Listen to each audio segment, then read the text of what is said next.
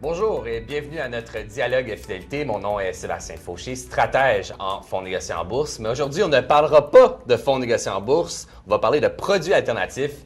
Le marché des placements alternatifs continue de connaître une croissance remarquable au Canada, avec un actif qui approche maintenant les 70 milliards de dollars et une croissance importante au cours des 12 derniers mois.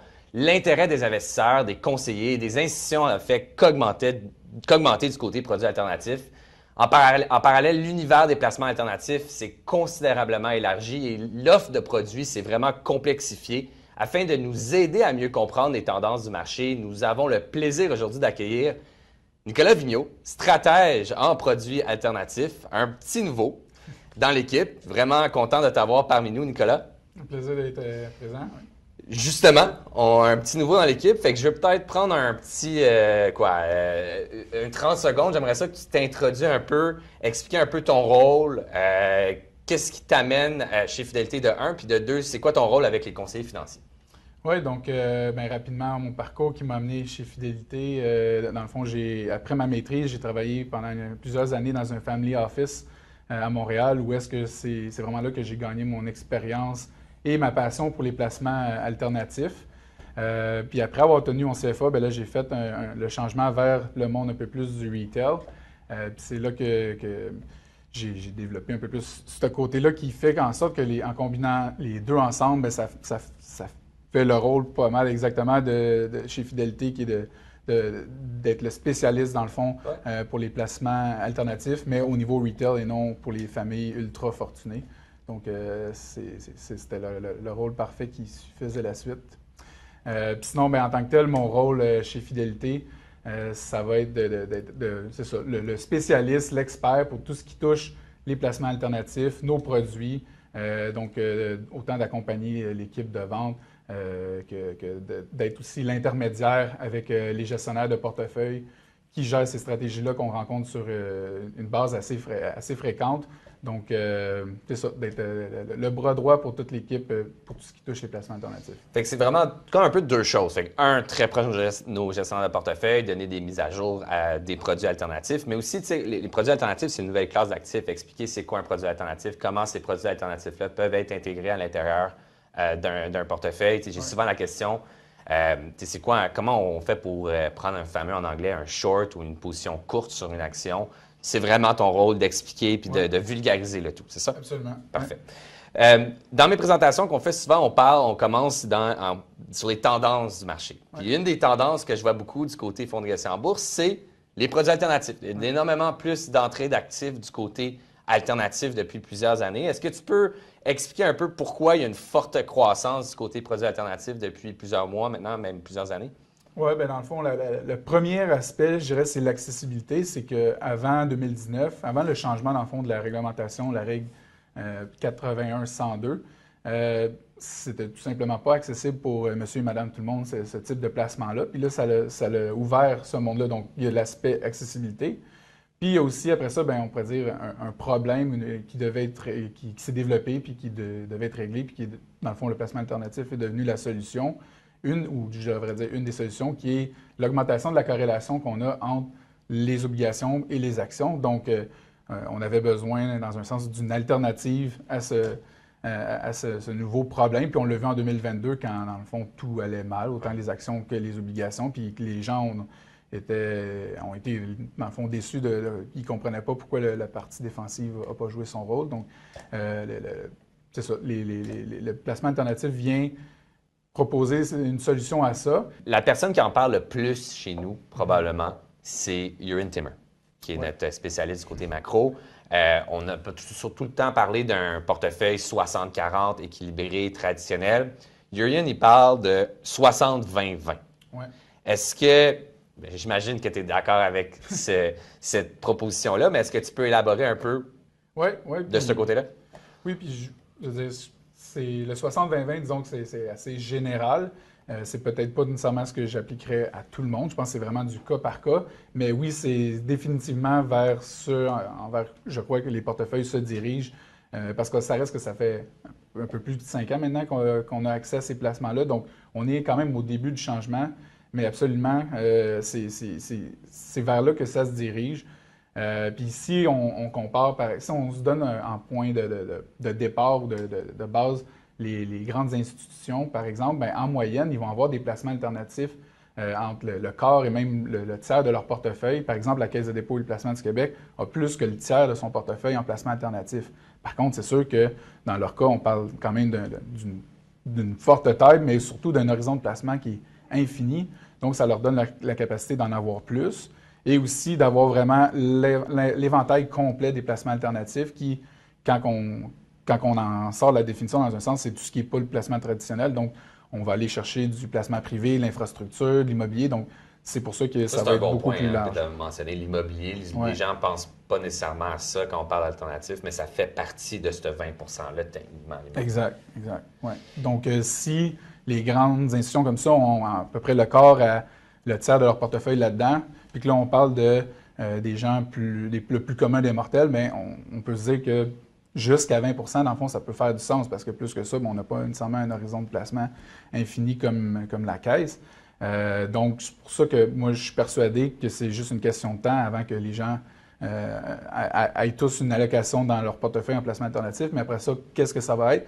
J'ai mon impression, puis vu que, comme je disais tantôt, ça va être du cas par cas, la grande majorité des gens risquent de trouver leur compte entre 5 et 20 % probablement. Mais après ça, comment c'est réparti à travers ça? Puis le 20 % il peut aller chercher peut-être avec l'immobilier aussi exact, sur le côté, etc. Ouais. OK. Bon, parlons aussi de fidélité. Fidélité qui est de plus en plus importante du côté placement alternatif. Quel type de produit est plus populaire chez nous actuellement, d'ordre général chez nous? Donc, en ce moment, puis je dirais que c'est avec la tendance du marché, c'est surtout les stratégies multi-alternatives. Donc, ça fait plus de 5 ans maintenant qu'on a accès à ça. Donc, Fidélité, comme plusieurs institutions, ont lancé des produits une fois que c'était devenu possible. Puis une fois qu'on a atteint le 5 ans l'année dernière, bien là, ça nous a permis de développer, dans le fond, des stratégies multi-stratégies ou multi-alternatives qui font du sens, qui ne sont pas juste basées sur la théorie, parce qu'on a pu voir à travers les dernières années comment vraiment elles se comportent, puis de bâtir un portefeuille qui fait du sens. Puis disons qu'on a quand même un bel échantillon dans les dernières années pour bâtir vraiment, c'est ça, quelque chose qui n'est pas juste un estimé. C'est ça, donc, on a eu 2022 qui était difficile, on a eu des années avec de forte croissance, donc ils ont été bâtis avec une vraie réflexion. Puis là, plus récemment, c'est ces stratégies-là, multi-stratégies qui sont en forte croissance. Puis on parle dans les 3 dernières années d'une croissance annualisée de plus de 40 % dans le placement alternatif, ce qui est au niveau des fonds mutuels et FNB. Donc vraiment, on est encore, dans un sens, au début de la vague. Fidélité, on est très fort en produits diversifiés. On parle souvent de nos solutions équilibrées, nos portefeuilles gérés, nos FNB simplifiés. Fait qu'on s'en va là aussi vers une tendance de FNB vers les produits alternatifs. Il y a les sous-jacents, mais on commence à développer aussi de plus en plus de produits qui combinent différents sous-jacents pour offrir aux clients une expérience qui est plus stable. Oui, exact. Parce que dans le fond, if we can pull up the second slide with the pie chart, quand on regarde dans le fond les différentes solutions qu'on a, toutes ces solutions-là sont disponibles individuellement.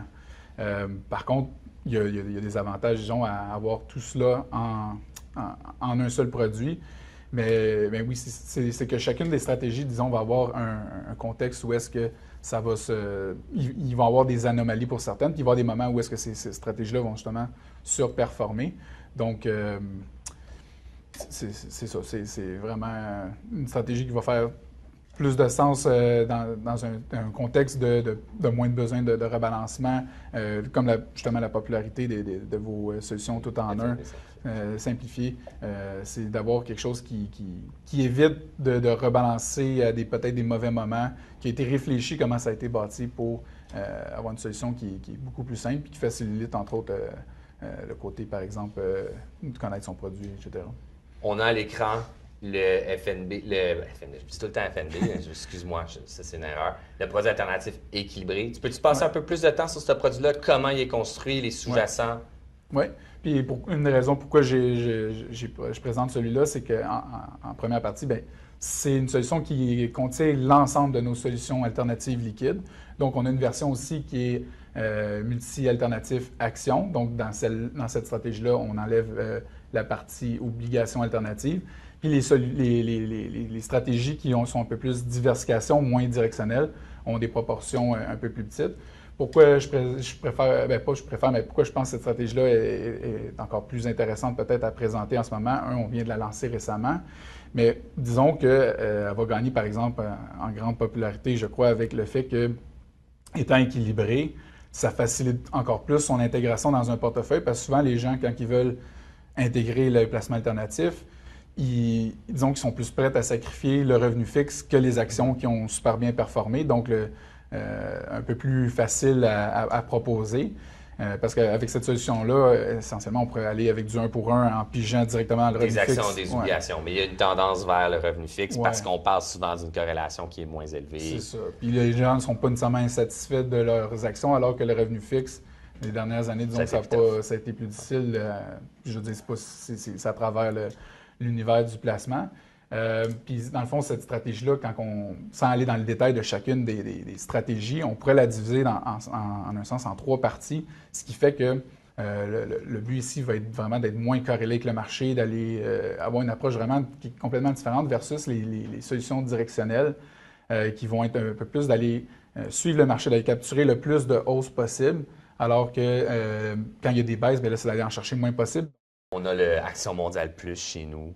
On a des solutions qui sont comme ça, qui jumellent les différents styles ensemble. Ça donne une expérience client qui est beaucoup plus stable sur le long terme, en offrant quand même une chance de battre le marché sur le long terme. Comment tu vas voir ces produits-là évoluer, par exemple? Est-ce qu'il y a une possibilité d'intégrer? Tu sais, c'est pas comme un portefeuille géré qui va toujours bouger, actif, c'est quelque chose qui est fixe. Est-ce qu'il y a quand même manière de l'améliorer avec le temps? Comment tu vois ce produit-là évoluer avec le temps? Absolument. Puis même déjà, dans le multi-alternatif Action qu'on a lancé au mois d'octobre, on l'a déjà changé. Pas qu'il ne faisait pas son travail, mais on a lancé une autre solution en janvier, celle de Nick Bellemare et Max Adelson, qui est l'opportunité mondiale. Et je veux dire, c'est une des solutions qui performe le mieux d'ailleurs depuis son lancement. Donc, on l'a intégré tout de suite à la solution, à faire nos 2 stratégies multi-alternatives. Donc, on s'est adapté rapidement. On voulait faire profiter de cette stratégie-là tout de suite, mais on n'a pas attendu un autre 5 ans pour l'intégrer. Puis, ça permettait d'avoir un portefeuille qui était encore mieux diversifié parce que l'on réduisait le biais qu'on avait peut-être vers l'Amérique du Nord avec cette solution-là qui est beaucoup plus mondiale. Donc, il n'y a rien qui est coulé dans le béton. On va s'adapter. Les pondérations aussi des stratégies sous-jacentes pourraient évoluer avec le temps. Il pourrait y avoir d'autres solutions qui pourraient être ajoutées. Donc, oui, c'est ça, c'est rien qui est clé dans le béton, puis on va s'adapter, puis on va évoluer avec le marché, c'est sûr. Donc, on présente beaucoup, puis je reviens parce que c'est important, on présente beaucoup des produits multigestionnaires en premier. Ce serait quoi pour toi la raison numéro 1, à part donner une expérience client sur le long terme? On a tellement de produits alternatifs maintenant. Pourquoi on amène celui-là en premier? Bien, un peu comme je le mentionnais tantôt, c'est dans le fond j'ai une expression que qu'un de nos collègues utilise que j'aime bien, c'est de cacher les parties mouvantes. Donc, c'est d'éviter c'est un peu comme je parlais avec Daniel, d'avoir des solutions de les voir séparément. On risque de peut-être prendre des décisions qui sont moins opportunes. Et donc, les avoir comme ça, disons que c'est un peu plus optimal d'un point de vue protection de l'émotion, mais aussi, ça a été bâti de façon réfléchie à ce que ça fasse du sens dans les différents cycles.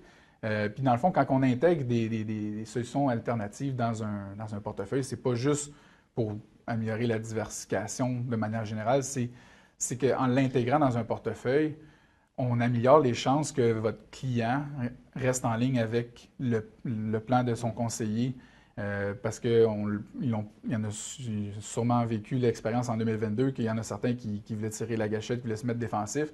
Puis on l'a vu même en 2020 avec la pandémie, le marché se corrige souvent plus rapidement qu'on s'en attendrait. Donc, quand on essaie de timer le marché, c'est dangereux. Donc, d'avoir une solution comme ça qui vient réduire la volatilité du portefeuille dans son ensemble, on vient aider tout le portefeuille, pas juste On ne le voit pas juste avec le produit en tant que tel qu'on pense qu'il est bon pour le client, mais on le voit aussi pour comment il peut jouer un rôle dans le reste du portefeuille, puis c'est ça, venir réduire le risque que le client reste pas en ligne avec le plan. Je veux intégrer les produits alternatifs. Prenons tout simplement le combiné pour éviter de se tirer dans le pied. Exact. S'il y a autre chose, c'est j'ai quelqu'un qui veut intégrer les produits alternatifs à l'intérieur de son portefeuille, y a-t-il autre chose qu'il faut garder en considération? On parle beaucoup de frais de gestion. On a MRCC3 qui s'en vient. Y a-t-il, je vais peut-être parler de ça par rapport à ça, puis s'il y a autre chose aussi. Ouais. Une des premières choses, je dirais, c'est ça, c'est la réputation de la compagnie. Je pense qu'il est quand même un aspect important, surtout quand on voit quelque chose qui est nouveau dans un sens. Fidélité fait ses preuves, puis quand on... C'est bien rare qu'on lance des solutions qui dépassent pas même les attentes, je dirais, des gens. Puis ensuite, oui, il y a l'aspect des frais que tu as touché, justement. Les stratégies alternatives sont connues pour être un peu plus chères que des solutions traditionnelles. Ça va avec la complexité de la stratégie, comment ça fonctionne, le fait, par exemple, de vendre à découvert. Mais par contre, quand on se compare aux compétiteurs, c'est là qu'on va même se démarquer parce que traditionnellement, les stratégies alternatives avaient des structures de frais de performance. Dans notre cas, on a décidé de ne pas appliquer cette approche-là. On conserve l'approche, on va dire, traditionnelle, pas de frais de performance. Par contre, c'est sûr que le frais va être légèrement plus élevé qu'un fonds traditionnel, mais quand on se compare à la compétition, c'est ça, on est vraiment très compétitif. Puis les frais de performance, je ne veux pas nécessairement attaquer la compétition, c'est correct dans un sens, surtout que ça aligne les intérêts, puis le but, dans le fond, c'est qu'on paye des frais parce qu'on a surperformé. Ou est-ce que j'ai peut-être plus un problème puis que les gens devraient porter attention, c'est quand on regarde dans le détail, dans nos compétiteurs principaux d'ailleurs, il y en a qui vont se donner un frais de performance après avoir surpassé un rendement de seulement 2 Donc, on se donne une performance pour un rendement bêta et non un rendement alpha. Donc, c'est correct de charger un frais de performance, mais il faudrait peut-être se donner un défi un peu plus élevé que de battre 2 Donc, c'est important de regarder, dans le fond, le rendement net des frais. Il y a eu peut-être une mini-crise des alternatifs en 2026. Pourrais-tu revisiter un peu cette mini-crise-là et c'est quoi les mesures que Fidélité met en place pour éviter? Donc, en fait, on pourrait dire c'est en un sens une des raisons pourquoi on se concentre aussi sur l'aspect des placements alternatifs liquides. Parce que le sous-jacent, ça va être des stratégies qui vont être transigées publiquement. Donc, c'est des actions. C'est juste que le fait d'aller court, on peut vraiment développer des stratégies un peu plus complexes. On n'est pas dans le placement privé en tant que tel, à part notre stratégie de solution d'immobilier. Puis même celle-là, quand on se compare, on est quand même assez liquide. On parle d'une contrainte de seulement 3 ans, donc on est loin des solutions de placement privé où est-ce que ça peut souvent être 8, 10, 12 ans. Puis pourquoi il y a eu justement cette mini-crise-là, c'est que là, il y a on le voit d'ailleurs depuis une couple de mois, l'intelligence artificielle a comme créé cette division-là un peu dans la technologie où est-ce que tu as les compagnies qui sont jugées, qui vont profiter de l'intelligence artificielle, puis tu as les compagnies qui vont être perdantes par rapport à ça. Puis dans l'investissement privé, il y a beaucoup d'investissements qui s'est fait dans les logiciels, dans la technologie, puis là, ça fait que c'est pas un bon moment en ce moment pour, par exemple, sortir, de vendre, finaliser une transaction peut-être qu'on a achetée il y a quelques années, puis là, de la lancer publiquement, par exemple, avec un IPO ou de la vendre à un acquéreur stratégique. C'est pas le meilleur moment. Donc là, ils retiennent certains placements, mais là, il y a des investisseurs qui, eux, inquiets, veulent revoir leur argent. Donc là, les différents gestionnaires ont dû fermer les sorties de fonds pour dire, bien là, vous nuisez à la stratégie, aux autres investisseurs, parce que si on sort là, on n'obtiendra pas la meilleure valeur pour les placements qu'on a faits. Donc, on pourrait dire la fausse peur vient du fait qu'ils ont fermé les sorties de fonds, donc là, il y a quelque chose qui cache ou ils ne veulent pas nous redonner notre argent. Mais c'est pour protéger les investisseurs contre eux-mêmes de sortir l'argent au pire moment. Parce que, par exemple, Dan, disons, c'est un bon défendant de ça, qu'il y a possiblement une exagération sur à quel point, par exemple, les compagnies logicielles vont se faire démolir par l'intelligence artificielle. Donc, c'est ça. Je vois qu'il nous reste environ 5 minutes. Avant de te laisser sur le mot de la fin, on va faire un petit quiz. Okay? Je vais te donner un scénario d'une personne qui... Parce que là, on a parlé beaucoup du produit diversifié. Ouais. Donc, je veux intégrer des produits alternatifs. Allons-y dans le produit diversifié. Généralement, c'est le plus simple. On va cibler quelque chose qui est moins corrélé avec les actions et réduire la volatilité du portefeuille en général. Mais des fois, j'ai des cibles précises. Puis on a des produits avec sous-jacents qui peuvent peut-être aller cibler cette cible-là que je veux faire. Fait que je vais vous donner un exemple. Je suis un gestionnaire de portefeuille, je suis un conseiller financier qui veut, en ce moment, réduire fortement ma volatilité à un point que je veux un produit qui a un bêta négatif. Okay. Donc, je veux un produit qui, si le marché plante, qui fasse de l'argent.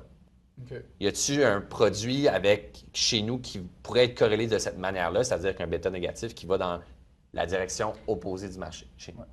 Ben, dans un cas comme ça, je dirais, disons que ça serait, on pourrait y aller avec un produit spécifique, mais je pense aussi que même un multi-alternatif équilibré viendrait aider beaucoup par rapport à ça. On n'a peut-être pas un bêta négatif, mais par contre, on vient quand même extrêmement baisser la volatilité du portefeuille. Puis ça reste que beaucoup de stratégies sous-jacentes, dont celle de Dan, dont le marché neutre, les obligations alternatives. Puis on a quand même essentiellement plus que la moitié du portefeuille qui serait enligné à profiter d'un marché qui serait négatif, dans le fond. Okay.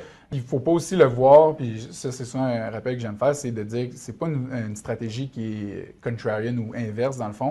Fait que c'est pas parce que le marché est positif que la stratégie non plus est négative.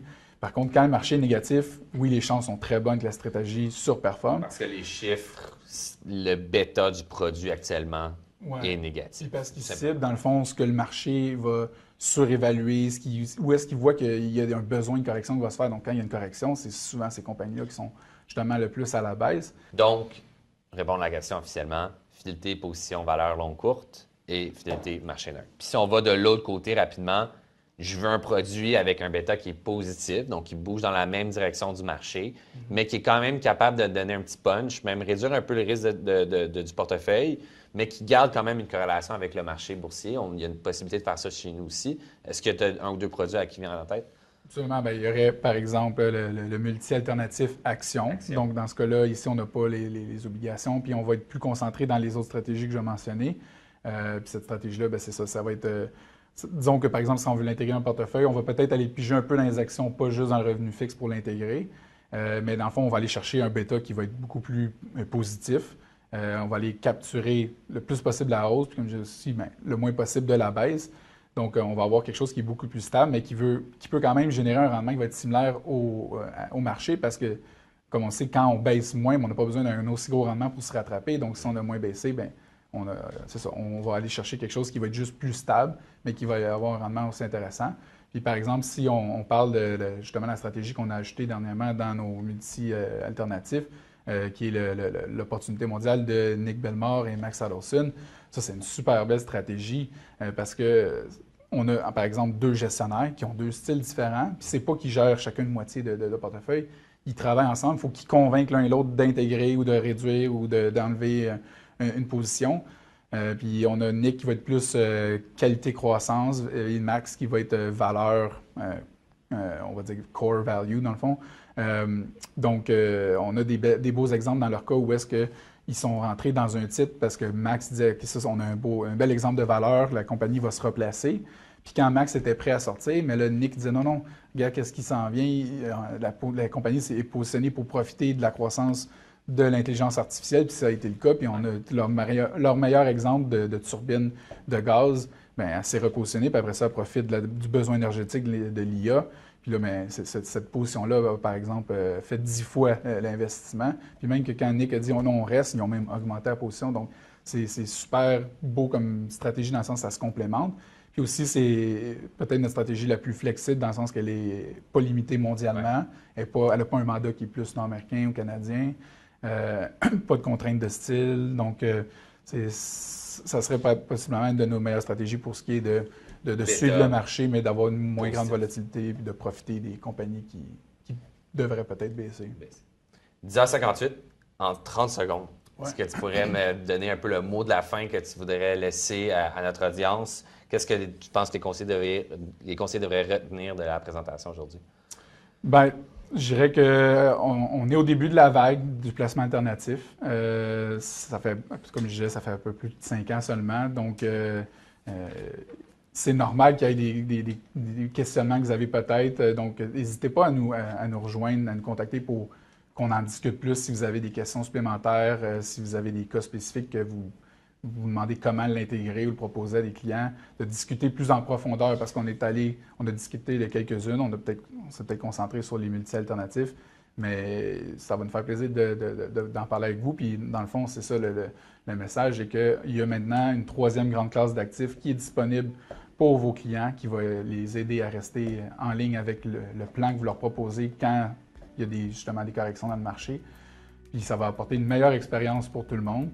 Puis ça va justement être en ligne avec, quand on y pense, si les plus grandes institutions en ont autant dans leur portefeuille, puis que maintenant on y a accès, je pense que ça fait du sens qu'on commence à l'intégrer dans les portefeuilles de vos clients.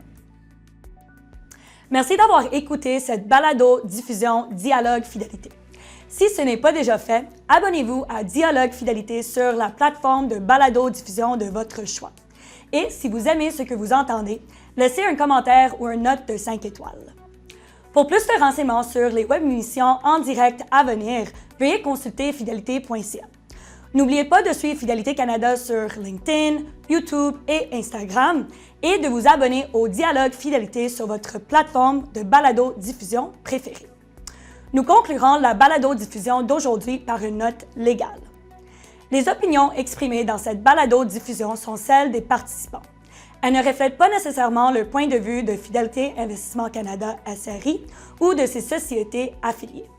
Cette balado-diffusion est fournie à titre d'information seulement et ne doit pas être interprétée comme des conseils en placement ou des conseils d'ordre juridique ou fiscal.